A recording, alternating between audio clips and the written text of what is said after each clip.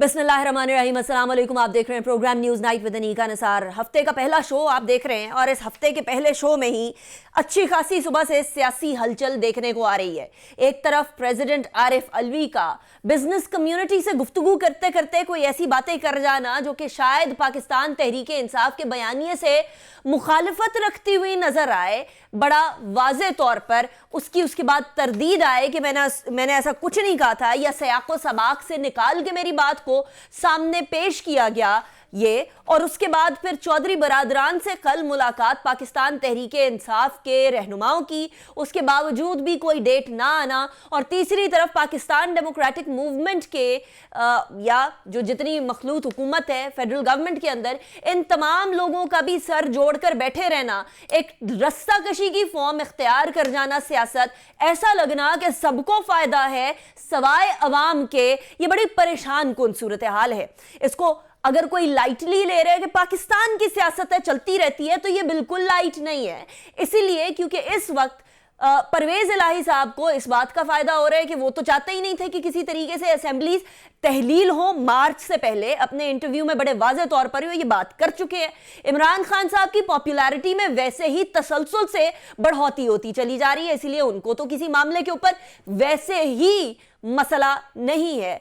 शहबाज शरीफ साहब ने भी आज वही बात कर दी है जो किसी जमाने में खान साहब ने कही थी अपनी हुकूमत के 1 साल बाद, कि मुझे तो अंदाजा ही नहीं था हुकूमत लेने से पहले कि मईशत के इतने बुरे हालात हैं।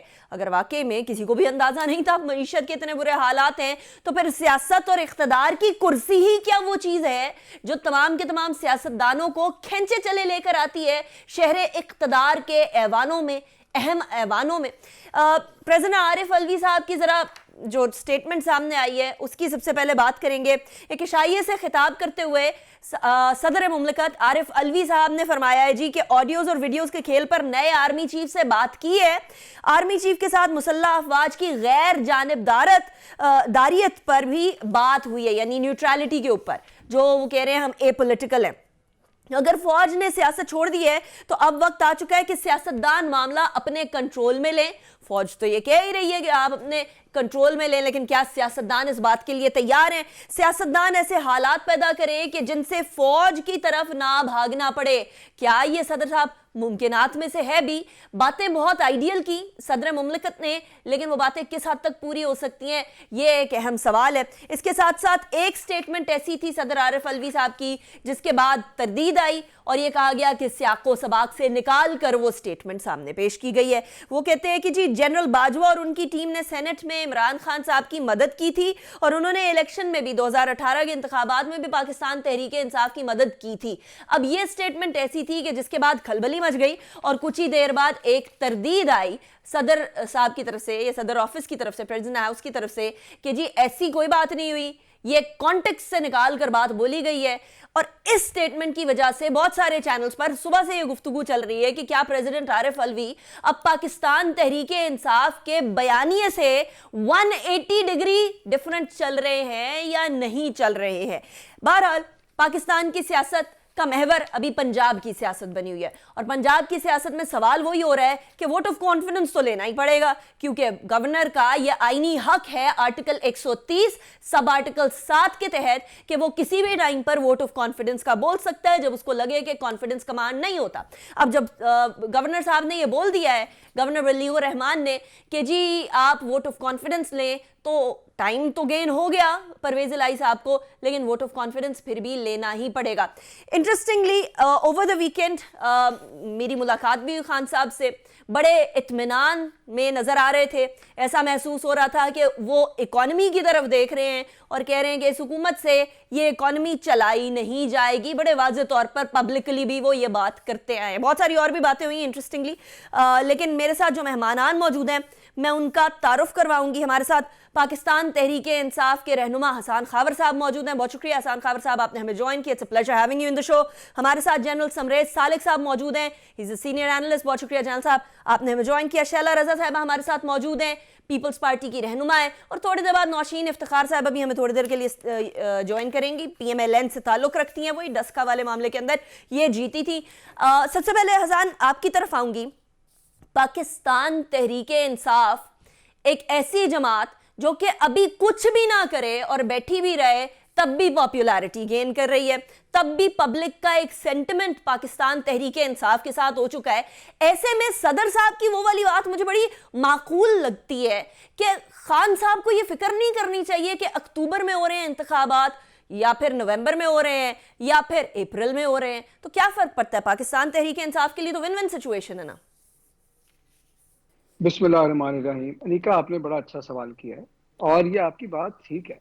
अगर आप सिर्फ और सिर्फ सियासी तौर पे देखें तो इस वक्त हुकूमत से तो मईशत नहीं चल रही, और अगर वो इसी तरह गलतियां करते गए तो लोग तो उनकी तरफ देखने को तैयार नहीं है। मजीद अगर 8 महीने चल तो बिल्कुल ही इनकी कश्ती डूब जाएगी। हमारी हुकूमत बनी हुई है, पंजाब में भी है, खैबर पख्तूनख्वा में भी है। हम अपनी हुकूमत चलाएं और चुप करके इलेक्शन का वेट करें। ये बिल्कुल आपकी बात ठीक है। अगर हमारा मुतालबा इलेक्शन का अपनी पार्टी के लिए हो, ये बात बारहा खान साहब ने भी की है और मैं आपको ये बता रहा हूँ कि सियासत कभी भी आप सियासत का मैदान जीत नहीं सकते अगर आपका मुल्क जो है वो नुकसान उठा रहा हो। और हमारे ख्याल में मुल्क इस वक्त जिस ट्रजेक्टरी पे जा रहा है, इसके ऊपर अगर हम ये 10 महीने ज़ाया कर देंगे तो खुदा ना खास्ता पाकिस्तान को और उसकी आवाम को बहुत नुकसान पहुंच सकता है। और उसकी वजह यह है कि दो बड़े मसले इस वक्त चल रहे हैं। एक है हमारा जो दहशतगर्दी का फितना सर उठा रहा है, दूसरी तरफ हमारी जो मईशत के हालात हैं वो सबके सामने हैं। और जब भी आप मईशत को मिसमैनेज करेंगे, पिछले सारे जो गेन्स हैं उनको आप रिवर्स करेंगे। और अगर पाकिस्तान खुदा ना खास्ता डिफॉल्ट की तरफ गया या अगर बच भी गया, तो दोनों सूरतों में पाकिस्तानी जो हैं उनको नजर आ रहा है कि महंगाई की एक बहुत बड़ी लहर, एक सुनामी आ रहा है महंगाई का।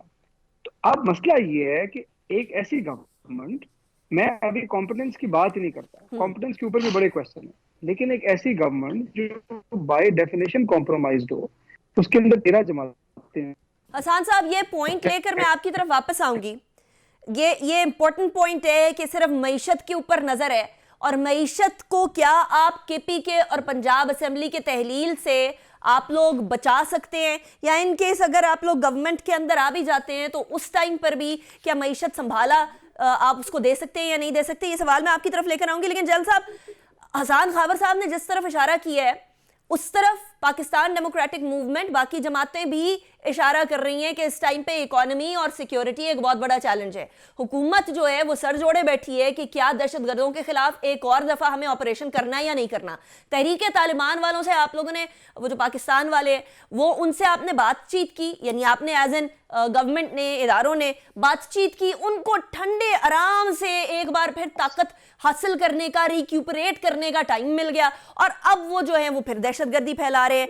कैप्टन मोहम्मद फहद शहीद होते हैं, हमारे आए दिन जवान दीदा दलेर सपूत मुल्क के अपना खून बहाकर इस मुल्क को बचा रहे हैं, और यहां रस्साकशी किस चीज पे चल रही है? पंजाब की सियासत के ऊपर। इंतखाबात करा क्यों नहीं देते हैं? अगर इतना मसला है, सिक्योरिटी की तरफ ध्यान दें, इकोनॉमी की तरफ ध्यान दें, नई गवर्नमेंट आए, कोई कंट्रोवर्सी ना रहे। जनरल साहब, isn't this the ideal solution?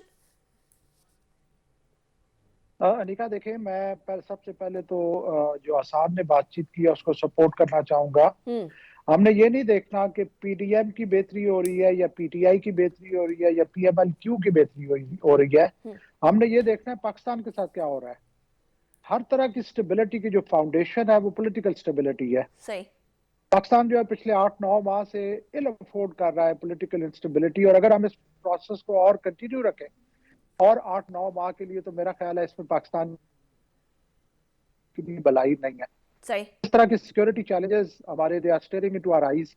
जिस तरह की इकोनॉमी जिस तरीके से हैंडल हो रही है, जिस तरीके से ओवरऑल मुल्क की मामलात को चलाया जा रहा है, मैं तो बहुत देर से कह रहा हूं कि इलेक्शंस ही वाहिद रास्ता है कि जिससे हम पॉलिटिकल स्टेबिलिटी हासिल कर सकते हैं। सही। ये जो दहशतगर्दी दोबारा से सर उठा रही है, मैंने उन जिन इलाकों में हम नुकसानात उठा रहे हैं, बहुत दुख होता है। हर दूसरे दिन, हर दिन हम जब सुबह उठते हैं तो हमें पता चलता है कि 5-6 लोग जो है वो अल्लाह ताला को वो शहीद हो गए। ये बहुत अनफॉर्चुनेट है। अगर हम जल साहब, आपकी आवाज में कुछ डिस्टॉर्शन आ रही है, ये बहुत अनफॉर्चुनेट है। That's what I could hear. Shaila Raza साहिबा, अगर आप मुझे सुन सकती हो तो इस टाइम पर जब प्राइम मिनिस्टर साहब ये कह देते हैं कि मुझे इतना अंदाज़ा नहीं था कि इकॉनमी के हालात इतने ख़राब हैं, तो यकीनन इस बात का अंदाज़ा भी मुश्किल ही होगा जब इकॉनमी के हालात इतने ख़राब हैं का अंदाज़ा नहीं था, विच मे मेक कंप्लीट सेंस। लेकिन अगर इस बात का अंदाज़ा नहीं था तो उस चैलेंजेस का अंदाज़ा भी लगाना मुश्किल ही होगा कि हुकूमत जब आएगी तो कितने कुल्हाड़े आपके अपने पाँव पे आप लोगों की तरफ से ही लगाए जाएंगे। और ऐसी सूरत हाल में जहाँ इकॉनमी और दहशतगर्दी जो सर उठा रही है वो आप लोगों की तवज्जो की तलबगार है, वहाँ पंजाब महवर सियासत बना हुआ है, ये बात क्या माकूल लगती है शैला साहिबा, एक सियासतदान के तौर पर भी और एक पाकिस्तानी के तौर पर भी? अच्छा, पहले तो बहुत शुक्रिया। अच्छा, दूसरी बात यह है कि देखिए, मैं नहीं समझती कि हसन खावर साहब मेरे साथ इतने प्रोग्राम में बैठते हैं कि और आप सब लोग के किसी को ये बात याद ना हो कि मिनिस्टर्स जो थे पीटीआई के, खास तौर पर फाइनेंस मिनिस्टर और होम मिनिस्टर, उनके स्टेटमेंट्स। फाइनेंस मिनिस्टर ने कहा कि 3 साल 8 महीने हमारी कोई इकोनॉमिक पॉलिसी नहीं थी, ठीक है, और हम एक के बाद एक तजर्बा करते थे। दूसरे होम मिनिस्टर ने कहा कि हमें पता था कि हमारी हुकूमत जाने वाली है, तो हमने इकोनॉमी पर जो है बारूदी सुरंगें बिछा दी। तो हम ये समझे कि वो तो तारीख पे तारीख देते रहते थे कि झाड़ू फिर जाएगी, हो जाएगी, वो होगा, लेकिन वाकई बारूदी सुरंगें हैं जो कि फट रही हैं। एक काम तो ये हुआ कि रिव्यू करा लिया था IMF से माहिदा, हमने तो कोई नया माहिदा नहीं किया जिससे डिफॉल्ट में नहीं जाएंगे, और वो जो एक क्रेडिबिलिटी थी पाकिस्तान की जो कि स्टेज पे थी वो हमने बचाई, और इन्हीं का किया हुआ माहिदा पूरा कर रहे हैं। तो लेकिन शैला साहिबा, I am sorry, I am cutting you short. Dar साहब ने कहा था वो 4 अरब रुपए ले आएंगे दोस्त ममालिक से 2 हफ्ते में, 2 हफ्ते 2.5 हफ्ते का टाइम दिया था, अब काफी वक्त गुजर गया, अभी तक पैसे नहीं आए। शैला साहिबा, ठीक है, हाँ बिल्कुल सही कह रही हैं आप। तो पहले बात तो मैं ये बता दूं कि पीटीआई के लोगों से इस पे बात नहीं किया करें और ना ही उनको ये दावा करना चाहिए, क्योंकि 3 साल 8 महीने में उन्होंने 43.4 अरब डॉलर कर्जा लिया है, जो 2 हुकूमतों ने 10 साल में भी इतना नहीं लिया था। तो ये उनके बनाए हुई बारूदी सुरंगें फट रही हैं, जो उन्होंने बारूदी सुरंगें बिछाई हैं। अब रही बात डार साहब की, तो देखिए दोस्त ममालिक ने बात जरूर की है और उसमें कुछ फर्क भी आया है कि हम ये कह सकते हैं कि चाइना ने अपने कर्जे मौखर किए हैं, सऊदी अरब से भी हमें एक सिस्टम शुरू हो रहा है, और ADB वर्ल्ड बैंक से भी हमें जो है 50 करोड़ डॉलर जारी किए गए हैं। लेकिन हर चीज में एक वक्त जरूर आ रहा है, इंटरनेशनली भी जो है आप पूरी दुनिया की मईशत को देख रहे हैं, तो जहाँ पे संगीन कर है वहाँ तो होगा। लेकिन अगर कोई ये समझता है कि पीटीआई के पास मईशत का हल है, तो वो जो 200 माहिर माशियात थे वो कहाँ गए? पीपल्स पार्टी के सारे मिनिस्टर्स क्यों लिए थे? इतना कर्जा क्यों लिया? इनके जमाने में इंपोर्ट के बिल एक्सपोर्ट से डबल आए, सिर्फ एक्सपोर्ट टेक्सटाइल की थोड़ी बड़ी थी, वो भी कोविड की वजह से, क्योंकि बांग्लादेश अपने टारगेट नहीं पूरे कर सका। ठीक हो गया शैला साहब, ये नहीं कह सकते। ठीक है, मुझे ब्रेक की तरफ जाना है, ब्रेक के बाद वापस आते हैं। उसके बाद हसन खावर साहब आपसे इस बात के जवाब से आगाज करेंगे फ्रॉम द सेकंड सेगमेंट, और फिर फर्दर पंजाब की सियासत की जो रस्साकशी है उसके ऊपर भी नजर डालेंगे कि बाकी सारी चीजें गई पीछे बैक बर्नर पे, पंजाब की सियासत ही पंजाब की सियासत है। एक ब्रेक के बाद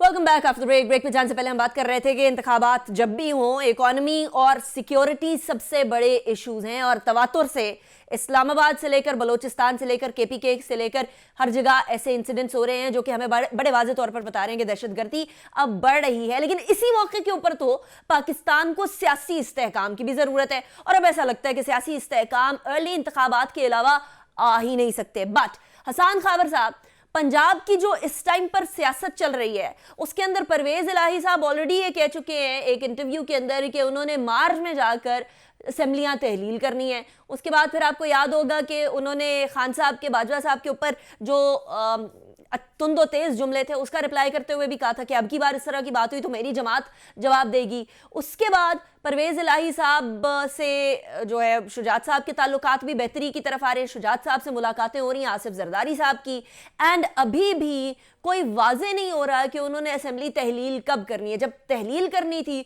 उस टाइम पे वोट ऑफ कॉन्फिडेंस और वोट ऑफ नो कॉन्फिडेंस की बात आ गई। अब भी उनके पास वक्त काफी ज्यादा हो गया, लेकिन वोट ऑफ कॉन्फिडेंस तो उनको लेना पड़ेगा। तो ये असेंबली को तहलील करने वाला मामला अब हम कब देखें, पिछले जुमे को छोड़ के अब हम कब देखें?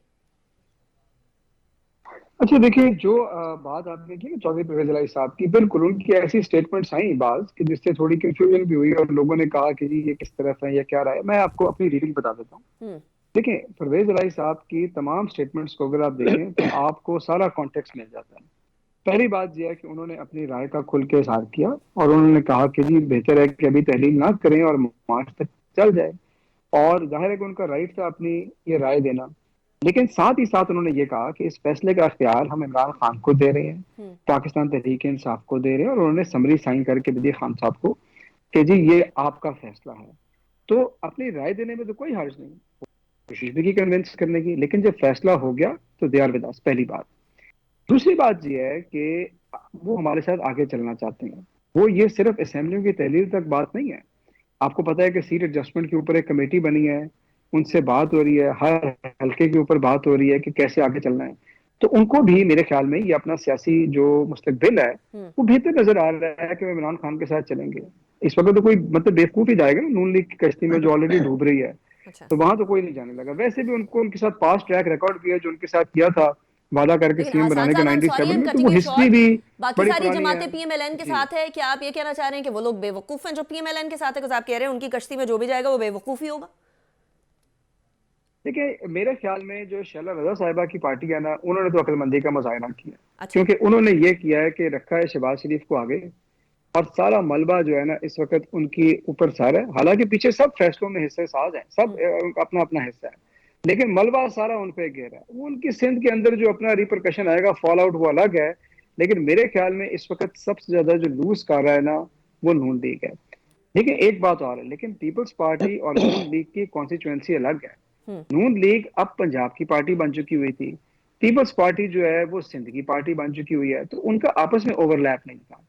काफ लीग के साथ इनकी जो हिस्ट्री है ना पुरानी, वो भी काफी बिटर है, और ये लोग हैं भी बड़े विंडिक्टिव नून लीग वाले, तो इनको सब पता है। तो मेरे और खान साहब की पॉपुलैरिटी आपको पता है रिकॉर्ड सतह के ऊपर है। अच्छा, लेकिन मैं आपको थोड़ी सी आपको वाजे कर दूं, चौधरी शुजात साहब से बातचीत है ना, देखिए कोशिश करना हर एक का हक है, और उन्होंने तो बबंगे दोहन कोशिश की है ना कि जरदारी साहब आ गए, लाहौर आ गए, ये हो गया वो हो गया, बात कर ली, कोई बात नहीं। लेकिन जाहिर है कि परवेज इलाही साहब वगैरह ने तो अपने सियासी मुस्तकबिल को देख के अपना फैसला लेना है, और उन्होंने पब्लिकली लिया। बाकी रह गई बाजवा साहब के बारे में उनकी ओपिनियन, उनके अपने एक्सपीरियंसेस थे उनके साथ, हमारी पार्टी के अपने एक्सपीरियंसेस थे, उनका अपने तजर्बात की रोशनी में अपना व्यू है, हमारा अपना व्यू है, दो डिफरेंट पार्टियां हैं, उसमें भी कोई कंफ्यूजन नहीं। अब चलते हैं आगे फ्यूचर की बात। देखिए, फ्यूचर के अंदर अभी तो इस वक्त जो है ना वो वोट ऑफ कॉन्फिडेंस का मसला है कि हमने वो 11 जनवरी तक लेना है, और उसके बाद हम असेंबलियों की तहलील की तरफ जाएंगे। आपने ब्रेक से पहले सवाल किया कि इससे मईशत ठीक हो जाएगी, नहीं, मईशत नहीं ठीक होगी।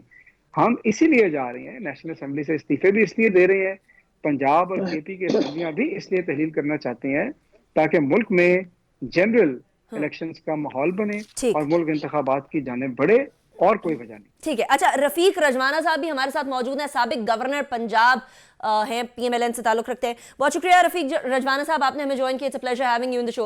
रजवाना साहब, अभी जो गवर्नर और सीएम के बीच में ये रस्साकशी चल रही है पंजाब के अंदर, ये किस नहज पर लेकर जाएगी मामलात को? आप माहिर कानून भी हैं, कानूनी एतबार से भी और सियासी एतबार से भी। अब लाहौर हाईकोर्ट के इस डिसीजन के बाद क्या चीफ मिनिस्टर साहब पे ये लाजिम व मलजूम है कि वो फौरी तौर पर इस मामले को करें, या अभी भी तूल दे सकते हैं? लेकिन ये मामला क्योंकि अदालत में चला गया, इसमें मुख्तलिफ आरा तो अपनी दे सकते हैं कि वकील की हैसियत से, ठीक है ना जी, मगर मामला बहुत हसास है, तो इस पे मैं तो I would like to avoid to comment any time, क्योंकि मामला सब जुडिस है, अदालत क्या फैसला करती है, हम अदालतों के फैसलों को ऐसे प्रीएम्प्ट करते फिरे, रोज की बहस करते रहे। प्रीएम्प्शन की बात नहीं हो रही रजवाना साहब, आपकी अपनी पॉइंट ऑफ व्यू की बात हो रही है। रस्साकशी लेकर किधर जाएगी पंजाब को? एक इतना बड़ा सूबा जो कि सबसे बड़ा पॉपुलेशन के लिहाज से, वो अभी स्टेक पे है।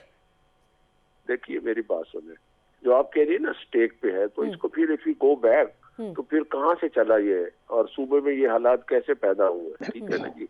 अभी मैं सुन रहा था, मेरे एक दोस्त कह रहे थे कि जी हम चाहते हैं कि इलेक्शन, जनरल इलेक्शन हो। ये इस वक्त मुल्क जो दहशतगर्दी का शिकार है, सबसे पहले तो इस बात पे भी बहस होनी चाहिए। ठीक है ना जी। ये असेंबली का खेल जो है ना, ये तो एक बच्चों वाला फुटबॉल वाला खेल बनता जा रहा है। उधर से एक पार्टी किक लगाती है, दूसरी पार्टी किक लगाती है, और लोग रोज आपके मेरे तबसरे गुफ्तगू सुन के परेशान होते हैं। अच्छा। जबकि दहशतगर्दी ने बहुत परेशान कर रखा है, मईशत का भी। रज़वाना साहब, आप बात बिल्कुल बजा कर रहे हैं, और हमने प्रोग्राम का जो स्टार्टिंग है वो भी इसी पे किया और इख्तिताम भी इसी पे करेंगे। मैंने नहीं सुना था। मैं देखिए मैंने सुना नहीं था, मगर मैं अपना मेरा जो एक दर्द है पाकिस्तानी की हैसियत से, मैं तो शेयर कर सकता हूँ। I 100% agree with you। लेकिन यहाँ रज़वाना साहब फिर सवाल ये पैदा होता है कि डिफेंस मिनिस्टर भी इसी पे बात कर रहे हैं, बजाय कि डिफेंस पे बात करें। ख्वाजा आसिफ साहब को इमरान खान साहब की ज्यादा फिक्र पड़ी हुई है, बजाय ये कि उनको फिक्र पड़ी हो कि हमारा डिफेंस किधर है इस टाइम पर। देखें, मुझे तो फिक्र इस वक्त मुल्क की पड़ी है और मईशत की पड़ी हुई है। मुझे सियासत की फिक्र कम पड़ी हुई है। ठीक है जी, इसलिए भी कम पड़ी हुई है। सियासत का ये काम है, सियासत चलने दें, असेंबली चलने दें, पार्लियामेंट चलने दें, वक्त आने पे इलेक्शन करा लें। इंतखाबात नहीं। देखे ना इस वक्त जो हालात हैं उस पर इंतखाब फर्ज किया जी, इंतखाब ये इमरान खान साहब की ख्वाहिश पूरी हो जाती है कि इंतखाब करें। एक प्रेशर है ना कि वो असेंबली तोड़ दो, वो असेंबली तोड़ दो। उनके अभी मैं किसी जगह कह रहा था किसी और चैनल पे, वो यक जुम्बश कलब जो है ना वो असेंबलियां टूट रही है। ठीक है जी, ये भी तोड़ दो, वो भी तोड़ दो, ताकि मजबूरी पैदा हो जाए, फिर कौमी असेंबली टूट जाए और जनरल इलेक्शन हो जाए। इस तरह के जो हालात है, 3 महीने के बाद जनरल इलेक्शन हो जाए 90 डेज में। ठीक है जी। केयर टेकर गवर्नमेंट कैसे बनेगी? राजा रियाज लीडर ऑफ द अपोजिशन, कोई माने या ना माने। ठीक है जी। तो बेहतर नहीं था खान साहब लीडर ऑफ द अपोजिशन होते, जो सजते भी सही असेंबली में बैठ के लीडर ऑफ द अपोजिशन, अच्छी बड़ी बहुत एक बड़ी पार्टी के लीडर है। ठीक है, उनकी गुफ्तगू का, उनकी बात का, बैलेंस गुफ्तगू का बड़ा असर होता, और उसके बाद एक मान लिया इसी बात को आगे चलाते हैं इलेक्शन की बात को, तो केयर टेकर गवर्नमेंट में उनकी मशावरत होती। ठीक है जी। इलेक्शन कमीशन को वो नहीं मानते, उनका एक कॉन्स्टिट्यूशनल टेन्योर है, उनका एक कॉन्स्टिट्यूशनल ऑफिस है। उनका कोई मिसकंडक्ट हो तो सुप्रीम जुडिशियल काउंसिल जैसे सुप्रीम कोर्ट के, हाई कोर्ट के जजों को निकाला जाता है, इस तरह निकाला जाएगा। ठीक है जी। तो फिर फसाद तो खड़ा है वहीं, तो why not to wait for the proper time. चलें, वो तो फसाद नहीं खत्म कर रहे रजवाना साहब, क्या आपकी जमात भी सही इक़दामात उठा रही है? देखिए मेरी बात सुनिए, मेरी जमात की हुकूमत नहीं है, मेरी जमात का एक वजीर आजम है, हुकूमत नहीं है। अच्छा। ये कॉलिशन गवर्नमेंट है, जमातों का इत्तेहाद है। प्लीज, ये एक तासुर जो पैदा कर लिया गया कि जी मुस्लिम लीग नून की हुकूमत है, ये हो गया, फलां हो गया। This is a coalition government, ये एक मखलूत हुकूमत है, इत्तेहादियों की हुकूमत है। रज़वाना साहब अभी थोड़ी देर पहले यही बात हो रही थी, but thank you very much for joining me in the show. मैं ब्रेक की तरफ जाऊंगी, उसके बाद शैला रजा साहिबा की तरफ जाऊंगी। अभी रजवाना साहब ने भी, शैला रजा साहिबा यही कह दिया कि हमारी हुकूमत नहीं है, कोएलिशन गवर्नमेंट है, रिस्पॉन्सिबिलिटी सारी जगह बराबर की तकसीम हो। हसान खावर साहब ने भी कह दिया कि आप लोग अकलमंदी से प्ले कर रहे हैं, बाकी सारा मलबा जो है वो PMLN पे जा रहा है। क्या मामलात जो हैं वो इसी तरफ जा रहे हैं कि PMLN बली का बकरा है या नहीं? इस पर भी बात करेंगे। जनरल साहब की भी गुफ्तगू सुनेंगे और शैला साहिबा की भी आफ्टर ब्रेक।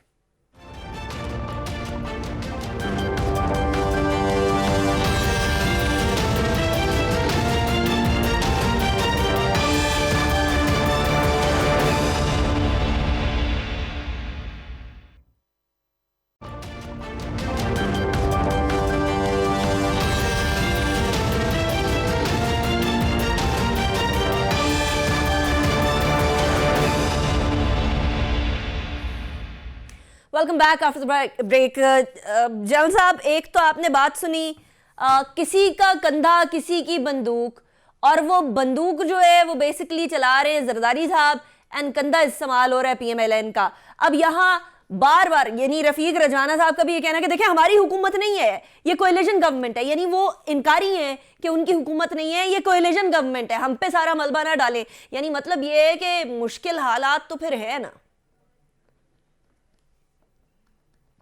जी, एब्सोल्युटली नो डाउट। देखिए, जो पीएमएलएन ने जाहिर है स्टेप फॉरवर्ड किया और लीड किया इस कोalition को, राइट। तो उन्हें तो जिम्मेदारी लेनी पड़ेगी कि व्हाटएवर मक इससे उछलता है, जो भी इससे कोई रिपरकशंस आती है, तो PMLN can not shy away from it. उनके प्राइम मिनिस्टर हैं, दे आर इन द, वो लीड रोल पे है इस वक्त। बाकी जो रहा अपनी सियासत की बात की, तो अगर मैं कहूँ मैकियावेलियन पॉलिटिक्स, तो वो तो मैं समझता हूँ कि Machiavelli must be very proud. जो उसने नॉलेज पॉलिटिक्स के बारे में दिया हुआ है, वो तो बेस्ट पॉसिबल पॉलिटिक्स खेली जा रही है पाकिस्तान में, इररिस्पेक्टिव के मॉरली क्या जस्टिफाइड है और मॉरली क्या अनजस्टिफाइड है। सिर्फ हमने ये देखना है कि मेरी कामयाबी किस में है। उसके अलावा एक और जो एस्पेक्ट में देखता हूँ कि जो हमारे पैरामीटर्स हैं वो इतने अजीब हैं कि हम ये नहीं कहते कि कौन मैं किससे बेहतर हूँ, बल्कि हम ये कहते हैं कि वो मेरे से ज्यादा बुरा है, वो मेरे से ज्यादा बुरा है। ठीक। तो इस यार्डस्टिक के ऊपर हम गेज करते हैं कि जी फलां अगर मैं कोई खराबी कर रहा हूँ तो फलां ने मेरे से ज्यादा खराबी की। हम ये नहीं कहते कि फलां ने खराबी की थी और मैं ये वाला गेज बड़ा गड़बड़ है जनरल साहब। ये बात आपकी ठीक है, लेकिन ऐसे तो फिर जुल्म ही हुआ ना हसन खावर साहब पीएमएलएन पे। देखिए, जुल्म ना कोई करता है ना कोई सहता है। अच्छा। ये सारे लोग जो है ना मफादात की सियासत कर रही हैं। देखिए, बात ये है कि इस गवर्नमेंट में आना, नवाज शरीफ तो कहते थे जी आप लोग मतलब तोड़ दें, असेंबली इलेक्शन करा दें। नवाज शरीफ को पता था यही चांस है वज़ीर आज़म बनने का। उन्होंने पार्टी को आगे लगाया और उसकी जो कॉस्ट है वो पार्टी ने पे की। अब आज तो ये हाल है कि आप ये देखें कि हमारी पब्लिक एंगेजमेंट देखें और कहीं ये किसी जलसे, किसी पब्लिक गैदरिंग, किसी जगह पे नजर नहीं आते, जा ही नहीं सकते पब्लिक में। राइट। बड़ी क्लियर हो गई बात, तो उसकी कॉस्ट वो पे भी कर रही है। अच्छा, मुझे एक बात बता दें हसन साहब, ये बात ना ये पब्लिक में भी बार बार सवाल हो रहा है, किसी को कुछ समझ नहीं आ रही। खान साहब ने बैठकर दोनों वज़राए आला के साथ अनाउंस किया हम अगले जुमे को असेंबलियां तहलील करेंगे। ये तो वो बात है कि आप ऑटोमेटिकली चेस खेलते हुए, शतरंज खेलते हुए बता दें किसी को कि मैंने अगला कदम ये उठाना है, ताकि वो पहले से अपनी चाल तैयार करके रखे। खान साहब ऐसा क्यों कर रहे हैं? बार बार अनाउंस कर देते हैं, एक तारीख दे देते हैं और उस तारीख के बाद फिर अगले को ऑलरेडी चांस मिल जाता है। कस अगर कदम उठाना है तो फिर तो उसी टाइम उठाया जा सकता है। कर सकते थे उस वक्त भी, बिल्कुल आप ठीक कह रही हैं, लेकिन मैं आपको बताऊं उससे फर्क कोई नहीं पड़ता। 4-5 दिन हेयर एंड देयर डिले हो गया ना, ये सारे लोग एक्सपोज हो गए हैं, पता चल गया किधर जा रहे हैं, क्या फर्क पड़ता है। मेजोरिटी अभी भी हमारी है, चीजें उसी डायरेक्शन में चल रही हैं। 4 दिन इधर 5 दिन इधर क्या फर्क पड़ जाएगा। आपने देखा इससे कैसे एक्सपोज हुए ये सारे। नहीं का ये सारे लाइन लगा के कहते थे कि आप असेंबलियां तहलील करें। अब आपने इनकी हिपोक्रेसी सामने आके देखी है कि पूरी की पूरी टीमें गवर्नर हाउस में आके डेरे डाल दिए कि असेंबली नहीं टूटे। पहले सारे जनाब भड़के मारे थे वहां पे, तो अच्छा नहीं हुआ जरा एक्सपोज हो गए। आवाम को इनकी शक्लें देखने दें, पहचानने दें, दोबारा भी इन्होंने इलेक्शन में जाना है, कोई बात नहीं। ठीक है, आपके लोग पूरे हो गए हैं, लेकिन क्योंकि अभी तो ये आप पे इल्जाम लग रहा है ना आपके लोग ही नहीं पूरे होने, किधर से आप वोट ऑफ कॉन्फिडेंस है? 1-2 187 है, वैसे तो हमारी स्ट्रेंथ 190 है। हाँ। लेकिन 187 है 2 लोग ऐसे, वो आपको पता ही है पुराने। हाँ। लेकिन 187 बिल्कुल हमारे साथ खड़े हैं। जनरल साहब, क्लोजिंग रिमार्क्स, अगले हफ्ते तक कैसी सिचुएशन देख रहे हैं पाकिस्तान के इस पंजाब सूबे में? अच्छा, मैं बहुत ज्यादा अवेयर नहीं हूँ पॉलिटिकल डेवलपमेंट्स के बारे में, इतना टाइम नहीं मिलता। ये मासूमियत जनरल साहब, आप देखिए ये ना बोले कि आप अवेयर नहीं, हमें पता है आप कितने अवेयर हैं। देखिए, अगर मैं अपनी डिजायर की बात करूं तो मैं तो चाहूंगा कि कल नहीं बल्कि आज इलेक्शंस हों। अच्छा। क्योंकि मेरे नजदीक मैं बार बार कह रहा हूं कि हर चीज की जो स्टेबिलिटी है, हाँ। वो पॉलिटिकल स्टेबिलिटी उस चीज की फाउंडेशन होगी। चाहे इकोनॉमिक स्टेबिलिटी है, सिक्योरिटी स्टेबिलिटी है, जब तक हम पॉलिटिकल स्टेबिलिटी नहीं अटेन करते, ये बाकी चीजें जो है वो मुमकिन नहीं है। तो जनरल साहब, इन अदर वर्ड्स, खान साहब का जो डिमांड है वो बिल्कुल ठीक है। Thank you very much general Samrez Salik साहब, हसन खावर साहब, शैला रजा साहिबा, रफीक रजवाना साहब, all of you joined me in the show. एक बात बड़ी वाजे हो रही है कि पाकिस्तान के बाकी सारे मामलात बैक बर्नर पे, सियासत पंजाब की फ्रंट फुट पे, ये सियासत के अंदर भी कोई कंक्लूजन आ जाए तो फिर बाकी मामलात की तरफ ध्यान हो। लेकिन मुझे आज जिस चीज के ऊपर धचका लगा वो ये कि डिफेंस मिनिस्टर साहब हालात को देखें और इमरान खान साहब के ऊपर बात करने की बजाय हालात के ऊपर बात करें तो शायद वो ज्यादा बेहतर हो। इसके साथ ही पिछले एक ही वीकेंड के अंदर 23 तारीख को इस्लामाबाद के अंदर और 25 तारीख को वहां बलोचिस्तान के अंदर, कहान के अंदर जो वाकयात हुए हैं ये अलार्मिंग है। Wake up to it. Anika Nisar को इजाजत दीजिए, अपना बहुत ख्याल रखिएगा। अल्लाह हाफिज़ नासिर।